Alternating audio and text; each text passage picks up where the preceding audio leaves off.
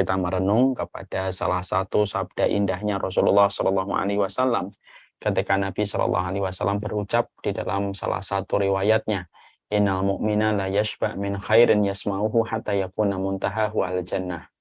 Orang yang beriman itu mereka tidak pernah kenyang dengan kebaikan, tidak pernah kenyang dengan kebenaran yang mereka peroleh, yang mereka dapatkan, sampai akhir perjalanan langkah kakinya berada dan menapak di dalam surga. Nah, itulah yang menjadi harapan kita, dan tentunya kita ingin kita memiliki hati yang tidak pernah kenyang dengan ilmu. Tentunya kita paham Khalil bin Ahmad menyampaikan manusia di dalam pusaran ilmu terbagi menjadi 4 kelompok besar. Yang pertama, mereka yang tahu dirinya berilmu, lalu dia mengajarkan kepada mereka yang belum berilmu. Ada yang kedua, manusia yang mereka tidak menyadari kalau diri mereka berilmu, dan orang semacam ini harus dibangunkan, supaya mereka bisa menyampaikan faedah ilmu yang mereka pahami. Ada yang ketiga, orang yang bodoh, tetapi merasa dirinya bodoh. Lalu akhirnya dia belajar, dia terus menambah makrifat dan pengetahuan serta referensi dia tentang Allah dan Rasul-Nya. Maka ini pun merupakan bagian dari sebuah kebaikan. Yang parah adalah yang keempat, orang yang bodoh tetapi tidak pernah merasa dirinya bodoh. Dan akhirnya dia tidak mau belajar dan sering sekali berkata yang tidak sesuai dengan kapasitas ilmunya. Inilah yang menjadikan kita memohon kepada Allah supaya kita setidaknya diberikan hati yang selalu merasa bodoh dengan apa yang telah kita peroleh. Karena siapapun yang merasa bodoh pada kehidupannya, maka dia akan menghargai prosesnya untuk belajar, dan siapapun yang merasa bodoh, dia akan mengerti kapasitas dirinya untuk berucap dan berkata ketika dia mengetahui dirinya berada pada pusaran kebodohan. Semoga Allah memberikan kepada kita nomor 1, kalau tidak nomor 2, ya kalau tidak nomor 3, pada kehidupan kita menghambakan diri kepada Allah. Alhamdulillah, tentunya senantiasa kita bersyukur kepada Allah Subhanahu wa Ta'ala. Karena di dalam kita bersyukur, maka itulah yang akan menghantarkan kita kepada ridhanya Allah. Sesungguhnya kehidupan ini ibarat samudra yang penuh dengan gelombang, dan tidak ada yang mampu memecah setiap gelombang yang menghadang di dalam kehidupan kita, mengancam kehidupan kita, kecuali kita berbekal dengan 2 perahu. Perahu yang pertama adalah perahu kesyukuran, dan yang kedua adalah perahu kesabaran.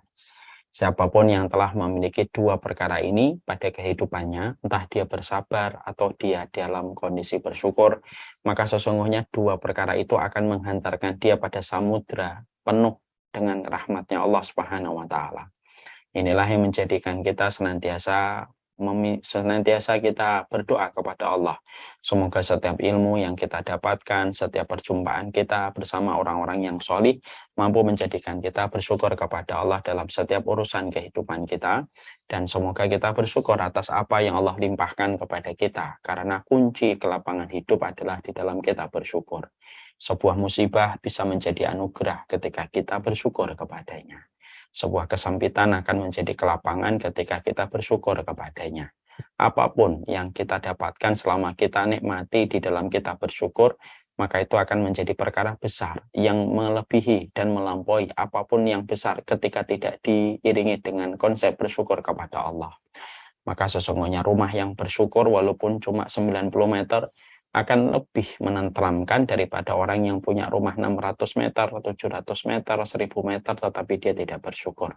Orang yang punya motor tetapi dia bersyukur mampu mengungguli mereka yang punya mobil dengan harga puluhan miliar tetapi dia tidak bersyukur.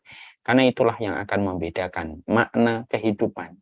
Dan makna kehidupan itu hanya Allah berikan kepada mereka yang senantiasa bersyukur dalam setiap urusan kehidupan mereka. Semoga ilmu kita barokah. Dan salah satu keberkahan ilmu itu adalah di dalam kita bersyukur. Amin, insyaallah. Seluruh para tamu pada teras kehidupan ilmu yang semoga Allah rahmati dan Allah berkahi. Tentunya kita paham salah satu tujuan besar pada kehidupan kita dengan berbagai macam ujian yang kita lewati hari ini selaku hambanya Allah. Kita pernah melewati sakit, kita pernah melewati pernikahan, kita pernah melewati kepedihan, kita pernah melewati problematika, ataupun sesuatu yang menyenangkan dari apa yang kita pernah lewati dan pernah kita kecap dan kita regu pada kehidupan kita, maka Masya Allah tidak ada yang kita inginkan kecuali adalah mendapatkan rahmat dan mendapatkan ridhanya Allah. Kalau orang yang tidak beriman kepada Allah, mereka lelah, mereka letih, mereka sakit, mereka penat, tetapi ujungnya tidak ada yang mereka harapkan kecuali hanyalah urusan dunia dan dunia. Orang yang beriman tentunya mereka juga melewati apa yang dilewati oleh orang yang tidak beriman. Mereka melewati panas, mereka melewati terik, mereka melewati badai, melewati hujan, dan berbagai macam problematika yang kita jumpai. Tetapi sesungguhnya kita menginginkan satu yang tidak diinginkan orang yang tidak mendapatkan ridhonya Allah, tidak beriman kepada Allah. Yang membedakan adalah watarjuna minallahi ma la yarjun. Kalian itu mengharapkan apa yang di sisi Allah yang tidak diharapkan sama mereka. Inilah yang membedakan antara orang yang beriman dengan orang yang tidak beriman. Orang kalau sudah tidak beriman, ya apapun yang mereka lewati, ya tidak ada yang mereka harapkan kecuali menyelesaikan. Lalu mereka mendapatkan istirahat dan mendapatkan kenikmatan finansial. Itu kalau tidak beriman. Kalau orang yang beriman, tentunya kita harapkan semua yang kita lewati, semua yang kita dapatkan, semua yang pernah kita peroleh, kita ingin mendapatkan ridhanya Allah dan rahmatnya Allah. Tentunya kalau sudah bicara tentang ridho dan rahmatnya Allah itu merupakan perkara besar. Kenapa ini merupakan perkara besar? Karena apa yang lebih besar daripada dapatnya seorang hamba yang kecil dan hina ketika dia mendapatkan ridhonya Allah. Maka kehinaan apapun kalau sudah disertai dengan ridhonya Allah, maka kehinaan itu akan menjadi mulia. Saking besarnya kalau seseorang itu sudah mendapatkan keridhaan dari Allah. Makanya betul ketika Allah berfirman pada surat At-Taubah, wa ridwanum minallahi akbar. Keridhaan Allah itu merupakan sesuatu yang paling besar yang Allah berikan kepada manusia.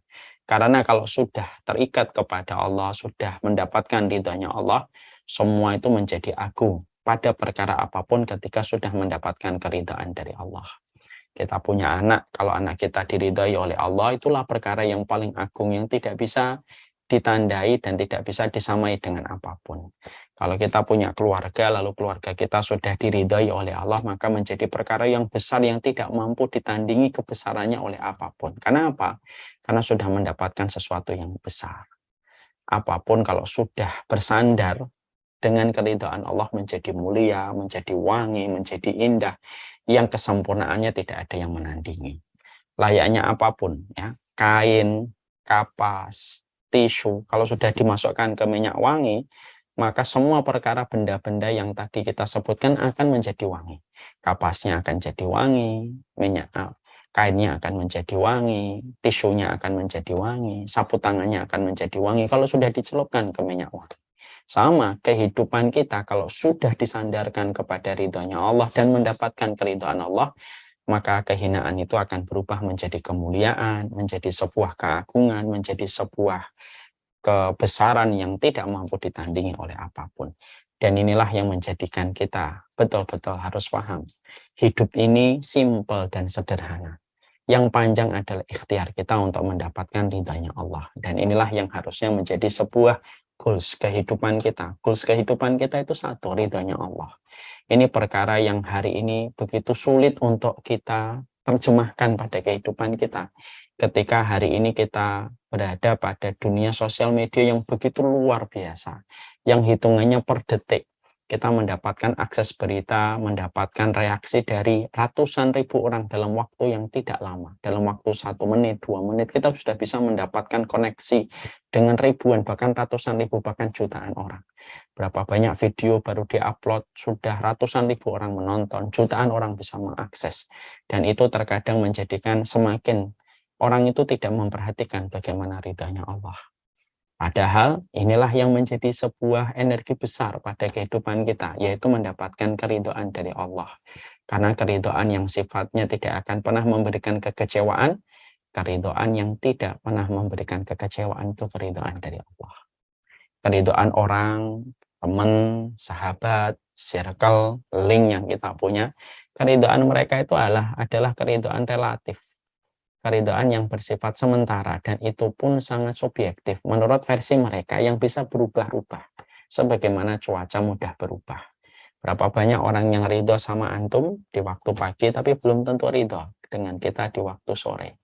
Ada orang yang ridho dengan kita di waktu malam tapi belum tentu dia ridho kepada kita di pekan depan. Ada orang yang ridho dengan kita di pekan depan, belum tentu tahun depan dia masih ridho kepada kita. Karena sangat relatif dan sifatnya sangat subjektif. Beda dengan ridhonya Allah. Ridhonya Allah itu ridho yang tetap. Selama kita tidak melanggar batasan-batasan yang Allah buat, maka keridhaan Allah menjadi sebuah keridhaan yang sangat besar yang bisa memberikan efek kebaikan pada kehidupan kita. Itulah yang menjadikan kita ingin sekali pada kehidupan kita kembali menyadari pada titik awal basic kehidupan kita diciptakan, yaitu bagaimana kita diridhai oleh Allah.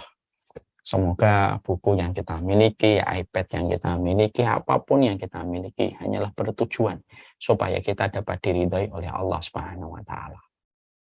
Dan itulah yang harus senantiasa kita sadarkan kembali di dalam kehidupan kita pada saat ketika hari ini semua orang tertuju kepada simpati, like, ataupun komen, serta tepuk tangan dari kebanyakan manusia. Semoga kita tetap istiqomah. Hidup kita adalah mencari ridhonya Allah. Hidup kita adalah mendapatkan kecintaan dari Allah, bukan yang lainnya. Yang lainnya hanyalah sebagai bagian dari tambahan. Yang ada ya disyukuri. Kalaupun tidak ada, maka tidak akan menjadi masalah pada kehidupan kita. Sebelum saya meneruskan kajian kita 40 karakteristik mereka yang dicintai oleh Allah, saya ingin menyampaikan sebuah kisah nyata yang saya dapatkan dari sebuah mauqi, dari sebuah website seorang ulama besar. Beliau menceritakan tentang sebuah peristiwa besar, supaya kita mengambil pelajaran dari peristiwa yang berbasis pada sebuah kisah nyata. Dan kisah ini pun saya sampaikan kemarin-kemarin di beberapa kali kesempatan. Ada seorang ulama yang cukup lumayan ternama di daerah Maroko, di daerah Maghribi, yang beliau bermimpi berjumpa dengan Rasulullah SAW di dalam mimpinya. Dan tentunya kita paham ya, di dalam sudut pandang fikih dan sudut pandang ilmu, setan itu tidak mungkin menyerupai wajahnya dengan wajahnya Rasulullah, karena setan tidak bisa menyerupai wajahnya dengan Nabi di dalam mimpi seseorang. Maka di dalam mimpi tersebut ulama ini mendapati perkataan Nabi, kamu temui seseorang yang bernama Fulan bin Fulan, absyir bi'anna lahu ashabul jannah, bi'anna lahul jannah. Kamu temui namanya Fulan bin Fulan, dia ada di Arab Saudi, di kota Mekah, agak tidak terlalu jauh dari Mekah, namanya Fulan bin Fulan bin Fulan, katakanlah kepadanya bahwasanya dia adalah penduduk surga. Mimpi yang pertama beliau bangun.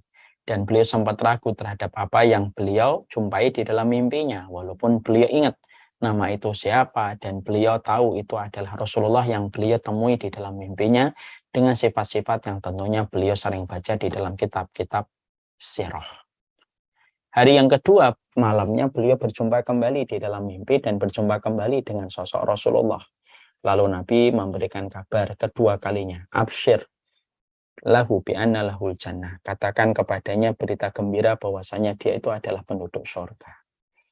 Lalu ulama tersebut terbangun kembali dan beliau agak semakin mantap dengan mimpinya karena sudah 2 hari berturut-turut dalam kondisi yang sama. Pada hari yang ketiga beliau tertidur kembali dan di dalam mimpi yang ketiga beliau bermimpi kembali dan beliau dengan redaksi mimpi yang sama sampai akhirnya beliau bangun pada hari yang ketiga, 3 hari berturut-turut dengan mimpi yang sama, menyebutkan nama yang sama, yang menjadikan beliau membulatkan tekad untuk pergi ke Saudi sekaligus untuk melaksanakan umroh dari Maroko ke Saudi. Beliau membeli tiket, beliau membulatkan tekad, berangkatlah beliau ke Arab Saudi untuk perjalanan umroh sekaligus pula mencari nama yang disebutkan oleh Rasulullah di dalam mimpi yang beliau jumpai. Masya Allah ya. Beliau melaksanakan umroh, beliau kontak beberapa circle-nya, link-nya dari para ulama-ulama di sekitar Riyadh, di sekitar Mekah, lalu di sekitar Jeddah, untuk mencari nama yang beliau dengarkan nama itu. Dengan dibantu link-nya yang banyak, akhirnya beliau mengkerucut nama yang beliau cari pada sebuah tempat yang tidak jauh dari kota Mekah, tidak jauh dari Masjidil Haram. Nama Fulan bin Fulan yang beliau temukan di dalam mimpi itu ada di sebuah kampung. Ada di sebuah kampung. Maka beliau setelah melaksanakan umroh, bergegas beliau menuju kampung itu bersama dengan teman-teman beliau, para ulama yang ada di kota Mekah dan di sekitar Jeddah, membersamai beliau. untuk mencari fulan tersebut. Ternyata ada sebuah kampung agak terbelakang, mundur dari peradaban, mungkin agak kuno. Di kampung itu, ulama-ulama ini mereka bertanya kepada pemuka-pemuka kampung itu, afikum rajulun yusama fulan bin fulan bin fulan. Apakah ada di antara kalian seseorang yang bernama fulan bin fulan bin fulan di antara kalian? Maka para pemuka kampung yang mereka kaget didatangi para ulama yang begitu banyak datang ke tempat mereka, mereka menjawab, betul, bala, ada seseorang di antara kami yang namanya fulan bin fulan bin fulan. Namanya fulan bin fulan bin fulan di antara kami. Mahajatuka bihi. Apa keperluan antum semuanya dengan fulan? Apa yang kalian cari dari fulan? Kalian ini kok aneh ya mencari fulan? Yastaghrib. Yastaghrib itu merasa asing. Para pemuka kampung itu ketika para ulama-ulama ini ternyata mencari fulan yang mereka sebutkan. Mereka berkata, innahu rajulun korban. Sesungguhnya laki-laki yang kalian tadi cari itu laki-laki yang rusak di antara kami. Bahkan kalau boleh dibilang kayak sampah masyarakat kami. Apa hajat kalian bertemu dengan fulan itu? Maka para ulama itu lalu berkata, ini ulama dari Maroko yang mencarinya karena ada satu kebutuhan yang beliau ingin sampaikan. Akhirnya dicarilah orang tersebut dan ketika ketemu ditanyalah sama ulama dari Maroko, apakah kamu fulan bin fulan bin fulan? Iya betul. Dan betapa kagetnya ulama Maroko ini ketika beliau mendapati laki-laki yang dicari berbeda betul dengan apa yang beliau persepsikan. Beliau mikirnya ini adalah orang yang tawadhu, khusyuk, luar biasa, kelihatan mutadayin, kelihatan religius banget gitu. Yang dibayangkan oleh ulama Maroko ini. Tapi yang dia jumpai justru 180 derajat berbeda dengan apa yang dia bayangkan. Lalu akhirnya ulama Maroko menyampaikan amanah yang beliau dapatkan di dalam mimpi. Sesungguhnya aku berjumpa di dalam mimpiku bertemu dengan Rasulullah Shallallahu Alaihi Wasallam 3 malam berturut-turut. Dan ketika 3 malam berturut-turut tidaklah Rasulullah datang ke dalam mimpiku kecuali satu. Beliau menyampaikan bahwasanya engkau adalah penduduk surga. Maka laki-laki ketika mendapatkan kabar ini dari orang yang solih, dari yang tampak bagaimana tawaduknya ulama ini dengan kesolihan yang terlihat pada penampilannya, menjadikan laki-laki ini seakan-akan tidak percaya dengan apa yang beliau dengarkan dan berkata, memang betulkah apa yang kamu lihat di dalam mimpimu? Betul. Lalu laki-laki Maroko ini berkata, kamu fulan bin fulan bin fulan bin fulan kan? Iya, itu saya. Ya itulah yang saya dapatkan di dalam mimpi saya. Maka nangislah laki-laki ini. Dan sama sekali dia tidak pernah menduga. Apa yang beliau baru dengarkan seakan-akan tersambar halilintar di tengah siang terik yang bolong. Lalu beliau nangis gitu. Lalu ulama atau laki-laki dari Maroko ini berkata, sudah, kalau mau berkenan, ayo kamu itu ke Masjidil Haram. Yuk kita sholat bersama bareng, yuk ke Masjidil Haram. Laki-laki ini lalu berkata, apa yang saya lakukan kok sampai Rasulullah datang di dalam mimpimu dan memberitahukan kepadamu bahwasanya aku adalah penduduk surga, padahal saya adalah orang yang begini-begini saja. Orang kampung ini tuh tahu bagaimana kualitas saya. Saya aja sudah lama tidak melaksanakan sholat di Masjidil Haram. Tapi kenapa kamu sampai berjumpa dengan mimpi yang semacam itu? Laki-laki dari Maroko ini berkata, saya juga tidak tahu. Lalu akhirnya laki-laki ini berkata ketika diajak ke Masjidil Haram, biarkan saya mandi dulu. Saya ingin untuk bersih sebelum aku berjumpa kembali dengan Robku di Masjidil Haram. Setelah sekian lama saya tidak melaksanakan sholat di Masjidil Haram. Insya Allah ya. Beliau mandi, beliau bersih. Setelah bersih, maka ditemuilah laki-laki dari Maroko ini, ulama ini, dan berkata, ayo kita ke Masjidil Haram. Lalu sebelum mereka berangkat ke Masjidil Haram, ulama dari Maroko ini berkata sama laki-laki ini, kalau boleh aku tahu apa amalmu yang betul-betul kamu lakukan, seorang diri yang mengetahui dan betul-betul kamu ikhlas mengerjakannya. Karena pasti ada satu amalan yang kamu kerjakan sampai aku menjumpai namamu disebutkan oleh Nabi di dalam mimpiku hingga 3 hari berturut-turut. Maka laki-laki ini berkata, aku tidak punya amalan istimewa, kecuali satu. Aku pernah mendapati salah satu tetanggaku, dia menjadi janda ketika suaminya meninggal dunia. Semenjak hari itu dia menjadi janda dengan anak-anaknya yang banyak yang dia tanggung, maka aku langsung berkata kepada Allah, ya Allah, demi Allah, Semenjak hari ini, aku bagi gajiku menjadi 2. 50% untuk aku dan keluargaku, 50% untuk keluarga itu. Jatah makanku, jatah jajanku, jatah bulananku yang biasanya aku dapatkan, aku berikan kepada keluarga itu. 50% aku berikan kepada nafkah keluarga. Masya Allah ya. Dan itu aku lakukan dan tidak pernah aku kurangi takaran itu sampai hari ini. Masya Allah ya. Ketika laki-laki ini menceritakan itu, maka ulama dari Maroko itu berkata, mungkin inilah perkara yang menjadikan Allah ridho dengan diri.